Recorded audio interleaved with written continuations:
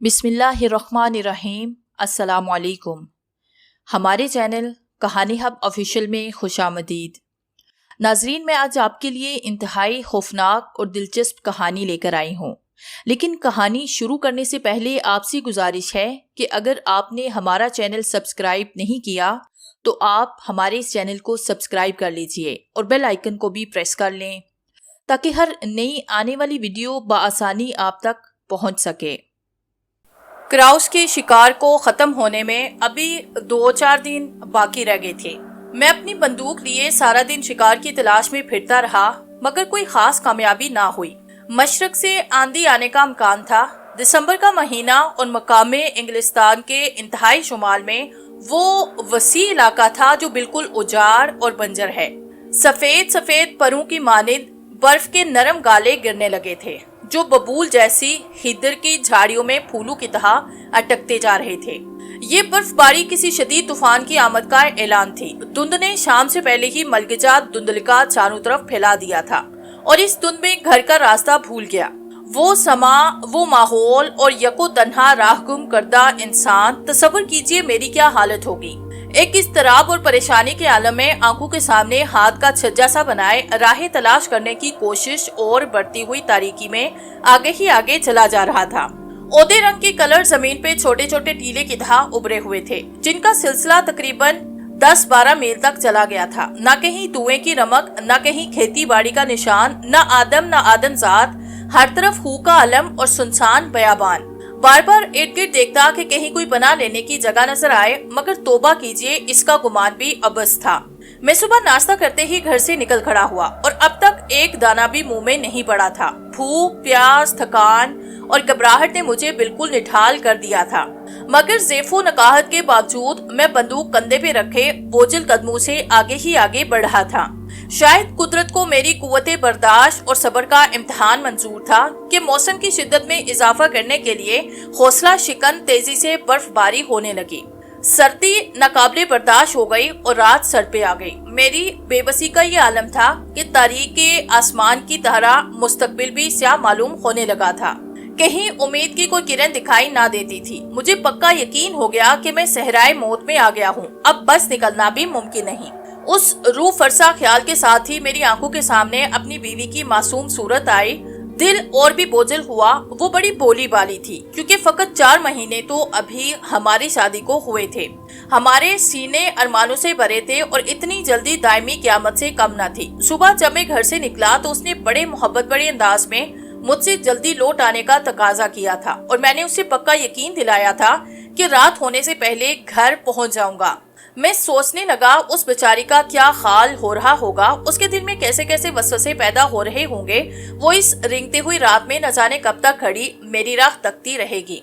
उसका नाजुक दिल अकेले में खोल रहा होगा। कैसी मनहूस घड़ी थी जब हमने मौसम हिजा इस पहाड़ी इलाके में गुजारने का प्रोग्राम बनाया था। अब मैं यहाँ मीलों तक फैली हुई तारीख सुनसान वसतों में भटकता फिर रहा हूँ और वो बदनसीब एक दूर अफ्तादा गाँव की बेरोनक सराय में मेरी वापसी की आस लगाए बैठी है। अपनी रफीके हयात का ख्याल ही वो कुव्वत बख्श तस्वर था जिसके सहारे थकन से चूर चूर होने के बावजूद इस उम्मीद में आगे बढ़ रहा था कि शायद ऐसा ठिकाना मिल जाए जहां थोड़ा बहुत खाना और चंद लम्हे का आराम मुयस्सर आ जाए। फिर तो मैं आधी रात से पहले पहले अपनी फिक्रमंद बीवी के पास पहुंच सकता हूँ। काश कोई रास्ता बताने वाला ही मिल जाता, मगर कोई उम्मीद बर नहीं आ रही थी। रात गहरी और डरावनी होती गई। बर्फबारी मुसलसल होती रही और मैं अनजाने रास्तों पे चला जा रहा था। बारहा मेरा दिल घबराता, दहशत तारी होने लगती और मैं बेख्तियार मदद के लिए जोर जोर से पुकार उठता, मगर कहीं से कोई जवाब आने की बजाय मेरी ही आवाज रात के सन्नाटे में देर तक गूंजती रहती और माहौल को मजीद डरावना बना जाती।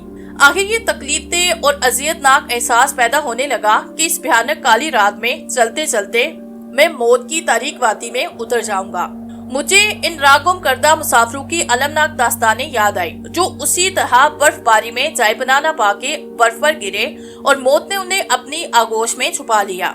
मैंने खुद से सवाल किया, तुम आखिर कब तक चलते रहोगे? वो लम्हा करीब है जब एजाज चलने से जवाब दे जाएं, कुव्वते बर्दाश्त सलब हो जाए और अज़्मो इस्तक़लाल साथ छोड़ दें। उस वक्त मौत का भूखा अफरियत तुम्हें दबोच लेगा। तुम चुपचाप उसका निवाला बन जाओगे। उन भयानक ख्यालात की पोरज से बचने के लिए मैं फिर जोर जोर से चिल्लाने लगा। मेरी आवाज वैसे ही दर्दनाक थी जो एक डूबते हुए आदमी के खलक से निकलती है।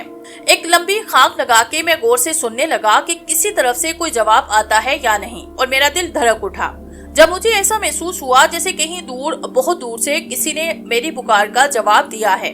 न जाने वो फरेब समात था या मेरी ही सदाए आवाज। वाकई इस सराय बेकरार में कोई दूसरा नफ्स भी मौजूद है। मैंने हकीकत की जुस्तजू में पे दर पे सदाएं बुलंद करना शुरू कर दी, और खुशी की कोई हद न रही जब अथाह तारीकी में खदे नजर पर मध्यम सी रोशनी का एक नन्हा सा हाला उबरता डूबता दिखाई दिया।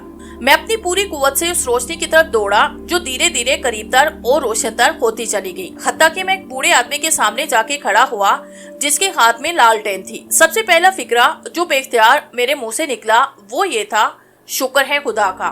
बूढ़े ने लालटेन ऊपर उठाई, तेवरी चढ़ाए आंखें मिच जाते हुए मेरी सूरत देखी और जले बुने लहजे में गरा के बोला, किस बात का शुक्र कर रहे हो? मैंने फौरन जवाब दिया, तुम्हारे मिलने का बाबा। मैं इस ख्याल से डरने लगा था कि कहीं बर्फ में दफन होकर ही न रह जाऊं। क्या हर्ज था? यहाँ तो आए दिन ये होता ही रहता है। लोग मट्टी के डेलों की तरह बर्फ में डूबते रहते हैं। अगर कुदरत ने तुम्हारे मुकद्दर में भी इसी तरह मरना लिखा है तो कौन रोक सकता है? क्या कहते हो? मुझे बूढ़े की इस बेरुखी और शकुल कल्बी पे हैरत भी हुई और अफसोस भी। ताहा मैंने जिंदा दिली का सबूत देते हुए कहा, मोहतरम, अगर खुदा की यही मर्जी है तो अब हम दोनों ही बर्फ में दब के मरेंगे। मुझे कुदरत के फैसले से इनकार नहीं, मगर तुम्हारे बगैर हरगिज नहीं मरूंगा। अच्छा ये बताओ, यहाँ से डोल्डिंग कितनी दूर होगा? भले से 20 मील होगा, कुछ कम या ज्यादा। और नजदीक तरीन गांव कितने फासले पे है? सबसे पास वाला गांव वानेक है और दूसरी तरफ 12 मील दूर है। मैं उसके जवाब पे हैरत ज़दा था। फिर पूछा, बाबा इधर 20 मील पे आबादी है और उधर 12 मील से पहले कहीं आबादी का नामो निशान तक नहीं, फिर तुम कहाँ रहते हो? उसने लालटने वाले हाथ से एक तरफ इशारा करते हुए कहा, उधर पीछे। मैं बूढ़े के सर हुआ कि तुम्हारे साथ चलूंगा। वो मेरी इसरार पे बरहम होके साथ चलने से मना करता और बड़बड़ाता रहा कि मैं तुम्हें अपने घर में घुसने इजाजत हरगिज नहीं दूंगा। बूढ़ा सख्त आदमी मालूम होता था, बहुत बेमुरवत और दिल जला। वो नफी में सर हिलाता बाजदीते की तरह फुदकता रहा और मैं साई की तरह साथ लगा रहा। हत्ता कि वो एक मकान के सामने पहुंचा। बूढ़े ने ताले में चाबी घुमाई और मैंने लालटेन की धुंधली सी रोशनी में देखा कि वो दरवाजा किसी किले के दरवाजे की तरह मजबूत था।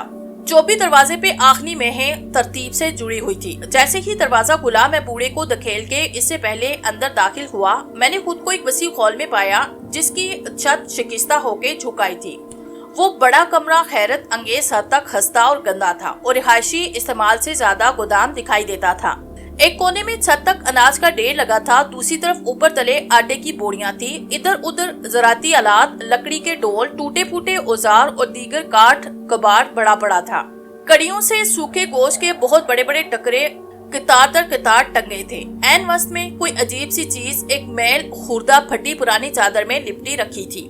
मैं हैरत और तजस्सुस पे काबू न पा सका और चादर का कोना उठा के देखा। वो एक बहुत बड़ी दूरबीन थी जिसके शीशे का कत्तर बला मुबालगा 5 इंच था। मैं एक एक चीज पे हैरत ज़दा था कि अचानक बहुत जोर से घंटी बजी। बूढ़ा घंटी की आवाज सुन के एक अजीब अंदाज में मुस्कुराया और तंजिया लहजे में कहा, ये आपकी तलबी हो रही है जनाब, उधर उनका कमरा है। उसने हॉल के सामने वाली दीवार में एक स्याह दरवाजे की तरफ इशारा किया। मैं जानबूझ के जोर जोर से कदम रखता हुआ उधर बढ़ा और इजाजत लिए बगैर अंदर जा पहुंचा। नीम तारीक कमरे में एक बूढ़ा जिसका सर गैर मामूली तौर पे बड़ा और सफेद बालू से भरा हुआ था, मेज के करीब बैठा था। मेज पे किताबों और कागजात का ढेर लगा था। वो मुझे देखते ही गैर मुसालहाना अंदाज में कुर्सी से उठा और करहत लहजे में झुक के पूछा, कौन है आप? यहाँ कैसे आए? आप चाहते क्या हैं? मैंने भी तेजी से तरकी ब तरकी हर सवाल का मुख से जवाब दिया। जमेस मरे बेस्ट्रेट ला बंजर इलाके में पैदल चलते चलते खाना, शराब और आराम। उसकी बवें सुकड़ी बरहमी और गुस्से का इजहार करते हुए बोला, मगर मेरा घर कोई सराय नहीं। फिर बड़े गजबनाक अंदाज में गिरज के बूढ़े को डांटा, जेक तुमने इन्हें अंदर कैसे आने दिया? वो बूढ़ा लजाजत से बोला, नहीं जनाब, मैंने बड़ा मना किया, मगर ये मुझे धक्का देके जबरदस्ती मुझसे पहले घर में घुस आए। मैं इतने लंबे चौड़े 6.25 फुट के आदमी का मुकाबला तो नहीं कर सकता सरकार। वो गुस्से में फनकारा। अब फरमाइए जनाब, मेरे घर में जबरदस्ती घुसने का आपको क्या हक है? وہیں جس کے تخت ڈوبنے کی حالت میں آپ کی کشتی میں سوار ہو سکتا تھا۔ حفاظت خود احتیاری کا حق کیا مانی؟ حفاظت خود احتیاری کا کیسا حق؟ میں نے وضاحت کرتے ہوئے کہا، زمین پہ 1 انچ برف جم چکی ہے، صبح تک کتنی گہری ہو جائے گی کہ جس میں میرا وجود چھپ جائے۔ وہ تیزی سے کھڑکی کی طرف گیا، پردہ ہٹا کے دیکھا اور بدلے ہوئے لہجے میں بولا، سچ کہتے ہو؟ اگر پسند کرو تو رات بسر کر سکتے ہو، جیک کھانا لاؤ۔ یہ کہتے ہوئے مجھے شانوں سے پکڑ کے ایک کرسی پہ بٹھایا، خود اپنی کرسی سنبھال کر پہلے کی طرح مطالعے میں پورے انداز سے مصروف ہو گیا۔ میں نے بندوق کونے میں رکھ کے کرسی آتش دان کے قریب کھینچی اور کمرے کا جائزہ لینے لگا۔ کمرہ بھی اسی اشیاء سے بھرا ہوا تھا جو میرے لیے عجیب اور باعث حیرت تھی۔ دیواروں کا پلستر جگہ جگہ سے اکھڑ چکا تھا اور بدنما نقشے سے بن گئے تھے۔ الماریوں میں موٹی موٹی پرانی کتابیں بھری ہوئی تھی۔ انگیٹھی پہ نظام شمسی کا ایک نمونہ رکھا تھا، ارضیاتی نمونے، عملے جراحی کا پورا سامان، کٹھالیاں، کرنیک، بلورے پیمانے اور ایک خوردبین رکھی ہوئی تھی۔ ہر طرف کتابوں کا ایک ڈھیر لگا تھا، کرسیوں پر بھی کتابیں رکھی تھی، فرش پہ نقشے، زائچے، کاغذات، چڑبے اور لکھنے پڑھنے کی ہر وہ چیز جس کا تصور کیا جا سکتا ہے بکھری پڑی تھی۔ ہر چیز حیرت انگیز اور انوکھی تھی۔ بار بار میری نظر میزبان سے کمرے کے آخری سرے تک اور پھر ٹوٹتی ہوئی میزبان پہ آ کے ٹھہر جاتی۔ میں ماحول سے متاثر ہو کے اس الجھن میں مبتلا تھا کہ اس اجاڑ و سنسان میلوں تک پھیلے ہوئے بنجر علاقے میں رہنے والا یہ شخص آخر کون ہے؟ اس کا سفید الجھے بالوں والا بڑا سر جو کمپیوٹر کے روح سے زیادہ چوڑا تھا، بڑا پرکشش تھا اور لوشیں دان ہیتو ون سے مشابہ تھی۔ اس کی انتناک اور محویت بھی بالکل ویسی تھی۔ ابھی میں مشاہدے میں گم تھا کہ جیک کھانا لے کر آیا۔ اس کے آقا نے زیر مطالبہ کتاب بند کی، اٹھا اور خندہ پیشانی سے مجھے دسترخوان پہ آنے کی دعوت دی۔ دسترخوان پہ گوشت، انڈے، خستہ روٹی اور سرور بخش شراب کی بوتل موجود تھی۔ اس نے خوش دلی سے کہا، جناب، ہر شے گھر کی ہے۔ اس محضر سے اشتہا تو کیا بجھے گی، البتہ امید ہے نکاہت اور کمزوری کسی حد تک دور ہو جائے گی۔ اس نے صرف ایک پیالہ دلیا گلاس دودھ لیا جو خاص طور پہ اس کے لیے تھا۔ میں نے کھانے کی بڑی تعریف کی جس کا اس نے شکریہ ادا کیا اور کھانے سے فارغ ہو کے میرے ساتھ ہی آتش دان کے پاس آ بیٹھا۔ پھر اچانک بولا، جناب، میں گزشتہ 23 سال سے اسی جگہ مکمل گوشہ نشینی کی زندگی بسر کر رہا ہوں۔ 4 سال پہلے ایک آدمی یہاں پہنچ گیا تھا یا آج آپ نے اس دہلیز کے اندر قدم رکھا ہے۔ آپ کی دنیا سے قطعی لا تعلق ہو چکا ہوں، لہٰذا اگر آپ مجھے کچھ معلومات پہنچا دیں تو بڑی عنایت ہوگی۔ میں اس غیر متوقع سوال پہ قدرے بکھلا گیا، پھر سنبھل کے بولا، میں اپنی بساط پر جواب دینے کی کوشش کروں گا۔ اس نے بڑے عجیب سوالات کا سلسلہ شروع کر دیا جن کا تعلق سائنسی ایجادات اور ان کی انسانی زندگی پہ اثرات تھا۔ میں سائنس کا طالب علم نہیں تھا اور ان باتوں سے تقریباً نابلد تھا، اس لیے تسلی بخش جوابات نہ دے سکا۔ جب اس نے یہ سلسلہ بند کیا تو میں نے اطمینان کا لمبا سانس لیا، لیکن اب اس نے میری فراہم کردہ معلومات پہ بحث کرنے کے انداز میں اپنے استنباطی خیالات کا اظہار شروع کیا۔ اس کی کوہنیاں گھٹنوں پر رکھی تھی، ہتھیلیوں پہ چہرہ ٹکا ہوا تھا، نگاہیں آگ پہ گڑی تھی۔ وہ بولتا رہا اور میں سحر زدہ ماحول کی طرح بے حس و حرکت بیٹھا اس کی باتیں سنتا رہا۔ وہ تقریر میں اتنا ڈوبا کہ میری موجودگی کا احساس نہ رہا اور جیسے تصور میں کسی عظیم مجمع کے سامنے تقریر کرتا رہا۔ ایسی فصیح و بلیغ، شطور روا اور مدلل علامہ تقریر میں نے اس سے پہلے کبھی نہ سنی تھی اور نہ اس کے بعد آج تک کہیں ایسی تقریر سنی ہے۔ عملی سائنس سے لے کر ذہنی نظریات تک، خارجی کائنات سے لے کے حیات و اراضی تک، مادہ سے روح اور حیات انسانی سے معبود بات تک، ہر موضوع پہ وہ ایسی فلسفیانہ اور مسلسل گفتگو کرتا رہا جیسے کہ خواب کی حالت میں بو رہا ہو اور خیالات اسے چلا رہے ہوں۔ برقی قوت سے اعصابی قوت، وارس پہ میسمر، ریشن ہاک سے سویڈنبرگ، سپی نوزا، کونڈی لاک، ٹیس کارس، پٹکے ارسطو، افلاطون اور مانی اور دیگر مشرقی صوفیہ تک، ہر ایک کی ذات اور ان کی تعلیمات پر اس نے علمی و محققانہ انداز میں روشنی ڈالی۔ رفتہ رفتہ اس کے لہجے میں تلخی پیدا ہوتی گئی اور آخر میں اس نے کہا، دنیا کی نظر میں ہر وہ بات غیر یقینی اور واہمہ ہے جو عام انسانوں کی محدود عقل پر پوری نہ اترتی ہو، دائرہ علم سے ماورا ہو۔ ہر وہ شے جو ان کے چیڑ پھاڑ کے کمرے میں زیر تجربہ نہ لائی جا سکے، محض فریب اور ناقابل قبول ہے۔ سائنسدان جن بھوت بدروحوں کے وجود اور مافوق الفطرت مظاہر کے منکر رہے ہیں، لیکن اس کے باوجود علم طبیعت، علم تاریخ اور علم آثار قدیمہ کسی سلسلے میں بھی اتنی متنوع اور بے شمار شہادتیں نہیں ملتی جتنی اس موضوع کے بارے میں پیش کی جا سکتی ہیں۔ آخر یہ کیسی توہم پرستی ہے جس کا دنیا بھر کے سائنسدان आज तक तदराक ना कर सके। क्या वजह है कि इतनी हमागीर, वसी और कुर्बान हाकान से जारी तहरीक तोहम परस्ती का किला कमा ना कर सकी? आज भी अहदे पारीना की तरह दानाए हिकमतो दानिश और मुतैनो सका बुजुर्ग हा वो दुनिया के किसी गोशे, किसी नस्ल और किसी जुबान से ताल्लुक रखते हूँ, इन मफूकुल फितर मुजाहिरा की तस्दीक करते हैं। चूँकि मैं पहले आंखों देखी पर यकीन लाने का कायल था, इसलिए महज सच्चाई मालूम करने की खातिर मैंने अपने आप को वक्फ किया, तहकीक की, यकीन दिलाया और पूरी जुरत और दयानत के साथ अपनी अटल मालूमात जो जिंदगी का बेहतरीन जमाना तहकीक व तदफीक सर्फ के लिए हासिल की थी और जिनके हसूल में बेहद दुख, तकलीफ और मसाहिब झीले थे, दुनिया के सामने पेश की तो मुझे झूठा और अहमक करार दिया गया। साइंसदानों ने मेरा मजाक उड़ाया, हक परस्ती की मुझे सजा मिली जो मुझसे पहले होशमंदों को मिलती रही। मैं बदजन दिल बर्दाशा हुआ कि सबसे किनारा कश होके यहाँ आ पड़ा जहाँ अब आप मुझे देख रहे हैं। मैंने दुनिया वालों को बुलाया, उन्होंने मुझे फरामोश किया। ये 23 बरस पहले की बात है।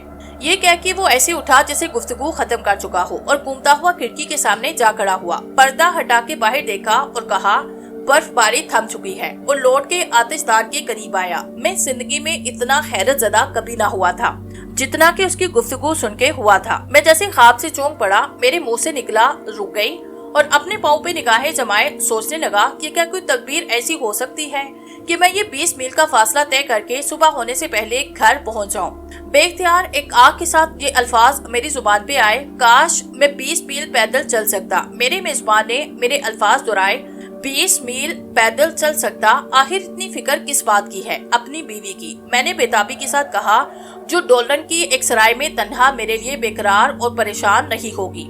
मैं इस कदर परेशान और बेचैन हूँ कि अगर घोड़ा और एप्पल मिल सके तो इसे 10 गुनी उजरत देने के लिए तैयार हूँ। वो मुस्कुराया, अगर आप 10 घंटे सब्र और आराम से नहीं गुजार सकते तो आपकी ख्वाहिश इससे कम उजरत पर भी पूरी हो सकती है। शुमाल से रात की डाक आती है जो डोलंग में घोड़े तब्दील करती है। ये विक्टोरिया डाक यहाँ से सिर्फ 5 मील के फासले पे एक जगह से गुजरती है। अब से 1.25 घंटे के बाद वो इस चौराहे पे पहुंचेगी। अगर जैक उस उजाड़ बंजर इलाके में आपकी रहनुमाई करके आपको पुरानी विक्टोरिया से रोड तक पहुंचाए और उस रास्ते पे डाल दे जो आगे जाके नई सड़क से मिलता है, तो मेरा ख्याल है आप बआसानी घर पहुंच सकते हैं। यकीनन बड़ी खुशी से वो मेरी बेताबी देख के मुस्कुराया, घंटी बजाई, बूढ़े नौकर को तमाम हिदायत देके समझाया, फिर दवाओं की अलमारी में से विस्की की बोतल और एक पैमाना निकाल के कहा, अब बर्फ बहुत काफी बढ़ चुकी है। उजाड़ और बर्फीले रास्ते में रात के वक्त सफर करना बेहद दुश्वार और तकलीफदेह होगा, लिहाजा रवाना होने से पहले एक गिलास आतर श्याल का अंदर चला जाए तो क्या मुजायका है। मैंने इस इज्जत अफजाई का शुक्रिया अदा करते हुए माजरत चाही, मगर उसके इसरार पे मजबूर होना पड़ा। मगर जैसे कि शराब हलक से नीचे उतरी, ऐसे महसूस हुआ जैसे अंदर आग लग गई है। मेरा सांस तकरीबन घुट गया। वो बोला, बहुत तेज है मगर अब सर्दी पास नहीं भटकेगी। देर बिल्कुल ना करें, वक्त बहुत कम रह गया है। अच्छा शब्बा है। मैं उससे मुसाफा करके मेहमान नवाजी का शुक्रिया अदा करना चाहता था, मगर वो पलक झपकते में कॉल भी अबूर कर चुका था। हम बाहर निकले, जैक ने बाहर से दरवाजा लॉक किया और हम दोनों बर्फ की दबीजते उजाड़ जमीन पे चल पड़े। कड़ाके की सर्दी हो रही थी। आसमान स्याह शामियाने की तरह दिखाई देता था, कहीं मध्यम सा सितारा तक नहीं था।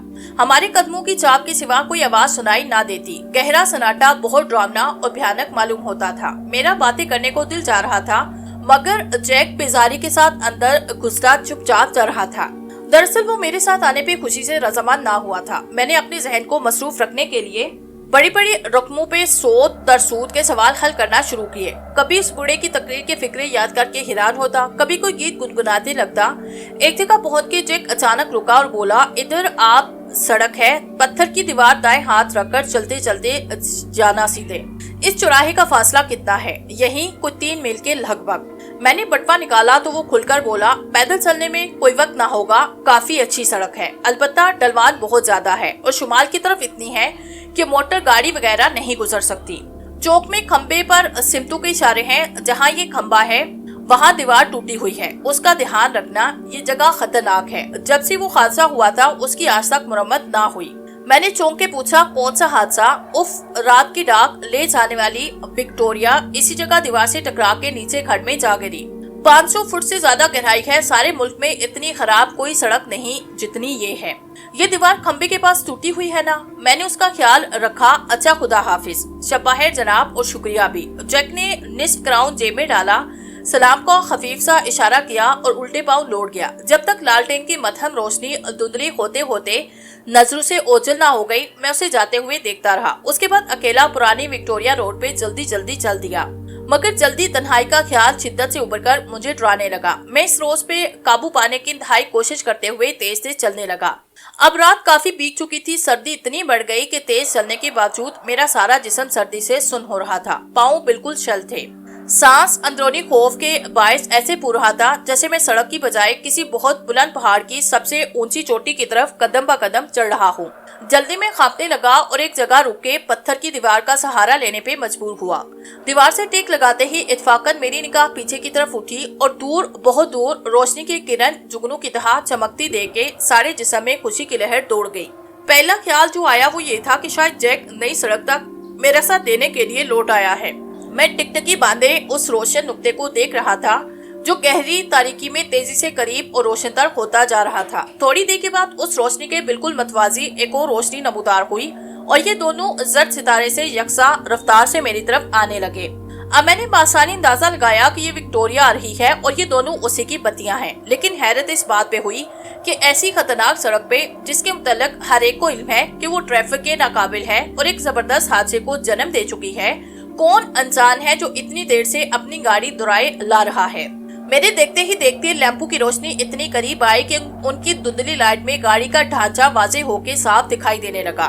اچانک میرے ذہن میں شبہ گزرا کہ میں اندھیرے میں چوراہا کہیں پیچھے چھوڑ آیا ہوں، کھمبے کا بھی دھیان نہیں رہا اور اب میں سڑک پہ ہوں جہاں سے رات کی ڈاک لے جانے والی وکٹوریا گزرتی ہے، اور یہ وہی وکٹوریا آ پہنچی۔ اگر یہ نکل گئی تو گھر پہنچنے کی امید تا قیامت پوری نہ ہوگی۔ یہ سوچتے ہی میں وکٹوریا رکوانے کے لیے تیار ہوا۔ وکٹوریا سڑک کا موڑ موڑی۔ میں نے دھندلا اور ہلکی روشنی میں دیکھا کہ وکٹوریا میں 4 گھوڑے جتے تھے جن کے نتنوں سے بھاپ نکل رہی تھی۔ پاسبانی اور کوچوان کے فرائض ادا کرنے والے کے ساتھ ایک سواری بیٹھی تھی۔ میں اچھل کے سامنے آیا، اپنی ٹوپی ہلائی اور زور سے پکارا، مگر وکٹوریا پوری رفتار سے میرے قریب آ کے گزر گئی۔ اس خیال سے میرا دل بیٹھا کہ شاید انہوں نے مجھے دیکھا نہیں اور نہ ہی میری آواز سنی، لیکن دوسرے لمحے میں نے دیکھا کہ کوچوان نے رسیاں کھینچی، وکٹوریا رکی۔ میں تیزی سے لپکا۔ کوچوان نے سردی سے بچنے کے لیے فرگل آنکھوں تک کیا ہوا تھا۔ اطمینان سے بیٹھی ہوئی سواریوں میں سے کسی نے بھی، جو وکٹوریا کی کھڑکھڑاہٹ کے باوجود سوئی ہوئی معلوم ہوتی تھی، میری طرف توجہ نہ دی۔ باہر بیٹھی ہوئی سواری تک میں میری طرف دیکھنے کی زحمت گوارا نہ کی۔ جو جس حالت میں تھا اسی طرح بیٹھا رہا۔ آخر میں نے خود دروازہ کھولا، اندر جھانکا، صرف 3 مسافر تھے، چنانچہ میں بھی سوار ہوا، دروازہ بند کیا اور خالی کونے میں سکڑ کے بیٹھ گیا۔ اس وقت اپنی خوش قسمتی پہ میں بہت ہی نازا تھا۔ وکٹوریا کی اندرونی فضا کی کیفیت الفاظ میں بیان کرنا ناممکن تھی۔ باہر کی نسبت اندر زیادہ خنکی محسوس ہوئی۔ ایک سیلی سی ناگوار بو پوری طرح رچی ہوئی تھی۔ میں نے یکے بعد دیگرے تینوں مسافروں کی طرف دیکھا۔ وہ مرد تھے اور پیچھے کی طرف کدے جھکے اپنے اپنے خیالات میں گم سوئے ہوئے سے لگتے تھے۔ میں نے گفتگو کا سلسلہ جاری کرنے کے لیے اپنے مقابل بیٹھے مسافر کو مخاطب کیا، آج رات کس قدر شدید گرمی ہے؟ اس نے آہستہ سے سر اٹھا کے میری طرف دیکھا مگر کوئی جواب نہ دیا۔ میں نے پھر سے کہا، معلوم ہوتا ہے سردی کا موسم آغاز ہی میں اپنا جوبن دکھا رہا ہے۔ اگر اندھیرا ہونے کی وجہ سے اس مسافر کی صورت صاف دکھائی نہ دیتی، مگر اتنا صاف نظر آتا تھا کہ وہ پوری طرح آنکھیں کھولے مجھے تک رہا ہے۔ پھر وہ میری بات کا جواب کیوں نہیں دیتا؟ میں جھنجھلایا۔ کوئی اور موقع ہوتا تو شاید میں اس بے اتنائی پہ جھگڑتا، مگر مجھے سفر طے کرنا تھا، اس لیے غصہ پی گیا۔ سردی سے میری ہڈیوں کا گودا تک متاثر ہو چکا تھا۔ وکٹوریا میں بسی ہوئی عجیب ناقابل برداشت تھی، دماغ پہ پراکندہ ہو کے معاف ہوتا جا رہا تھا۔ میں سر سے پاؤں تک کام کیا اور اپنے بائیں ہاتھ والے مسافر کی طرف مڑ کے اس سے پوچھا کہ اگر اسے کوئی اعتراض نہ ہو تو کھڑکی کھول لوں۔ وہ بھی نہ ہلا جلا نہ کوئی جواب دیا۔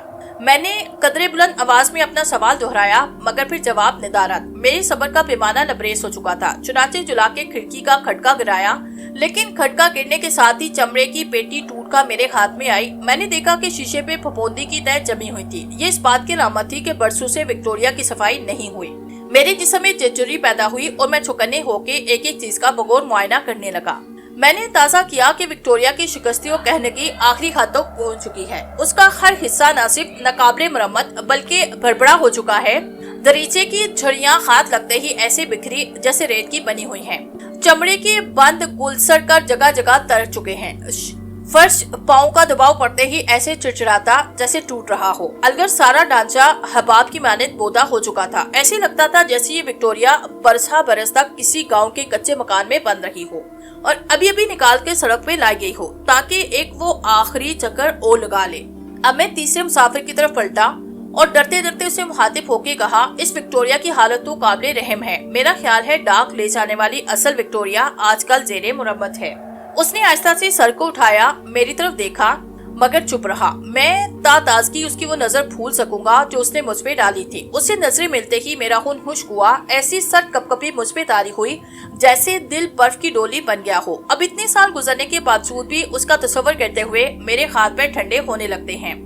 उसका चेहरा लाश की तरह नीलगू था। उसके होंठों में खून की रमक तक नहीं थी और वो उसी तरह खिंचे हुए थे जैसे उस पे मौत का कुर्ब तारी हो और चुरे हुए होंठों में से उसके दांत दिखाई दे रहे थे। मेरे अंदर का सांस अंदर और बाहर का बाहर रह गया। एक अजीब खौफ ने मुझे दबोचा, एक खौफनाक दहशत ने मुझे अपनी गिरफ्त में लिया। अब मेरी निगाह विक्टोरिया की नीम तारीकी में देखने के काबिल हो चुकी थी। मैंने घबरा के अपने सामने वाले मुसाफिर की तरफ देखा। उसकी भी वही कैफियत थी, चेहरे पे जर्दी खंडी थी और वही दिल में उतर जाने वाली तेज निगाहें मुझ पे जमी हुई थी। इंतहाई सर्दी के बावजूद मेरी पेशानी अर्क आलूद थी। मैंने पहलू में बैठे मुसाफिर पे नजर डाली। उफ खुदाया, मैं बयान नहीं कर सकता कि क्या देखा। वो मुर्दा था, उनमें से कोई भी जिंदा इंसान नहीं था और मैं खुद भी अपने आप को जिंदा नहीं कह सकता था। उनके भयानक और अफोनत चेहरों पर काफूर किसी चमक थी। उनके चेहरों पे कब्र के सीले हुए ज़रात जमा थे। उनके कपड़ों पे मट्टी लगी थी और वो करम हुर्दा होके जगह जगह से फटे थे। उनके हाथ हड्डियों के ढांचे जैसे लंबे थे। लगता था उन्हें दफन किए हुए मुद्दत गुजर चुकी और वो अभी अभी कब्रों से उठकर आए हैं। उनकी कोई चीज अगर जिंदा दिखाई देती तो वो सिर्फ उनकी भयानक और खौफनाक आंखें थी जो कि बदसूर मुझे कूरे जा रही थी। एक दहशतज़दा, एक दिलदोज और दर्दनाक चीख बेहतियार मेरे मुंह से निकली और मैंने बुखला के दरवाजा खोलने की नाकाम कोशिश की। उसे लम्हे बादल की ओर से पल भर के लिए चांद ने अपना चेहरा निकाला और उसी रोशनी में मैंने चौराहे पर उस खंबे को भूत की तरह खड़ा देखा जिस पे रास्तों के इशारे लगे थे और पलक छिपकने में दीवार का टूटा हुआ हिस्सा भी नजरों के सामने आया। फिर पलक छिपकते में विक्टोरिया और खिनखिनाते हुए घोड़े लड़खड़ाते और घूमते हुए नीचे अथाह गहरे खड्ड में जा गिरे। एक जबरदस्त कान फाड़ने वाला धमाका हुआ। मेरे दिल को जबरदस्त झटका लगा और फिर कुछ होश न रहा। जब मुझे होश आया तो ऐसे लगा जैसे मैं बरसों की गहरी नींद से बेदार हुआ हो। मेरी बीवी पट्टी से लगी आबिदीदा और गमगीन नजरों से मुझे देख रही थी। मुझे होश में देखकर उसने खुशी के आंसू बहाते हुए कुछ बताया। वो मुख्तसर ये था कि मैं एक चट्टान पे गिरा था जो मेरी मौत यकीनी थी, मगर उस बर्फ की तह ने बचाया जो चट्टान पे तकरीबन 1 फुट जमी हुई थी। दिन चढ़े चंद चरवाहों की नजर मुझ पे पड़ी और वो मुझे वहाँ से उठा लाए। डॉक्टर को बुलाया। डॉक्टर ने मुझे हजियानी हालत में पाया। मेरा एक बाजू टूट गया था और सर में शदीद चोटें आई थी। मेरी जेब में मौजूद कागजात से मेरा पता चला। मेरी बीवी को बुलाया जिसकी मोहब्बत भरी तीमारदारी ने मसीहाई का काम किया। जहाँ मैं गिरा था ये वही जगह थी जहाँ 9 साल पहले रात की डाक वाले विक्टोरिया को हादसा पेश आया था। इन डरावने वाकयात का जिनसे मैं दोचार हुआ था अपनी बीवी से कतई जिक्र नहीं किया, अलबत्ता डॉक्टर को बताया, मगर उसने दिमाग में बुखार चढ़ने से डरावने ख्वाब दिखाई देना ताबीर किया। हमारी काफी बहस हुई। मैं उसे हकीकत तस्लीम करवाना और मनवाना चाहता था और डॉक्टर उसे बुखार की हालत में दिखाई देने वाला ख्वाब करार देता रहा।